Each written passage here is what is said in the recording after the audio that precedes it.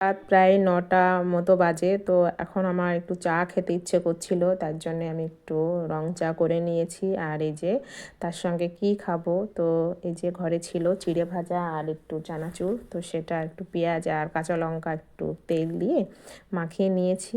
তো এইভাবে করে খেতে মাঝে মধ্যে আমার অনেক ভালো লাগে।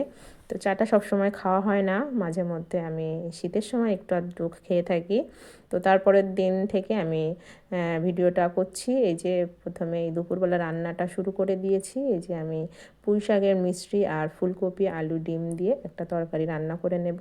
তো প্রথমেই আমি ফুলকপি জন্য ফুলকপি আলুটা কেটে নিয়েছি, নিয়ে সিদ্ধ করে নিয়েছি হালকা করে। তারপরে এই যে সুন্দরভাবে ভেজে নিয়ে সব মশলা দিয়ে, যাবতীয় যে মশলা ব্যবহার করি রান্না করতে সেসব মশলা দিয়ে সুন্দরভাবে কষিয়ে নিয়েছি। এদিকে পুঁই শাকের মিষ্টিটাও আমি সুন্দরভাবে রান্না করে নিয়েছি। রান্না করার শেষে একটু তেল পেঁয়াজ গরম করে একটু ভাজা ভাজা করে নিয়ে তরকারিটা রান্না করে নিচ্ছি। তো এইভাবে যে কোনো সবজি তরকারি রান্না করলে কিন্তু অনেক ভালো লাগে, তার স্বাদটাও দ্বিগুণ বেড়ে যায়। তো আমি সবসময় এইভাবেই রান্না করি, তো সেটাই তোমাদের সঙ্গে শেয়ার করছি। তো রান্নার ফাঁকে আমি মেয়েকে স্নান করিয়ে দিয়েছি, দিয়ে ওদেরকে কিছুটা লেবু দিলাম ছাড়িয়ে। তো ওরা এবার লেবুগুলো খেয়ে নেবে। তো আজকের এই লেবুগুলো অনেক মিষ্টি ছিল, আমিও 2 পিস খেয়ে নিলাম। তো সত্যি অনেক মজার ছিল, খুব মিষ্টি লেবুগুলো।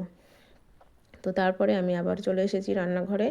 এসে যে আমার মিষ্টি তরকারিটা একদমই হয়ে এসেছে। তো এবার আমি ঢাকনা দিয়ে রেখে দিয়েছি।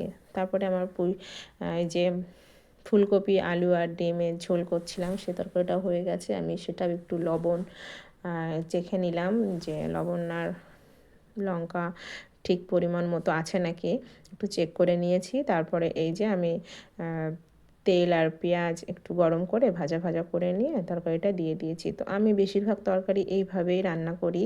তো রান্নার শেষে একটু তেল পেঁয়াজ বেরেস্তা করে দিয়ে দিই, এতে তরকারির স্বাদটা কিন্তু অনেক ভালো হয়।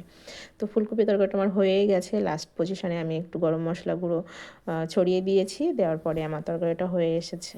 তো সম্পূর্ণ সব কিছু গুছিয়ে নিয়েছি রান্না করার পরে, রান্নাঘরটা পরিষ্কার করে নিয়েছি। তারপরে এই যে আমি এখন খাওয়া দাওয়ার জন্য ভাতটা বেড়ে নেব। তো প্রথমে আমি তরকারিটা একটা বাটিতে তুলে নিচ্ছি, আর দুপুরে খাওয়ার মতো একটা পাত্রে প্রথমে তরকারিটা নিয়ে নেব। তো শীতের সবজি কিন্তু অনেক ভালো লাগে, আর এই শীতকাল মানেই তো সবজি। আর যে সবজি যেমনভাবে রান্না করো না কেন, মাছ দিয়ে হোক ডিম দিয়ে হোক, তো সবজিগুলো খেতে কিন্তু অনেক ভালো লাগে।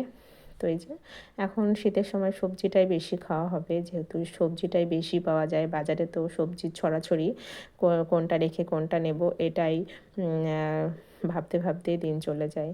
তো খাওয়া দাওয়া করছি আমরা, তোমরা সবাই ভালো থেকো।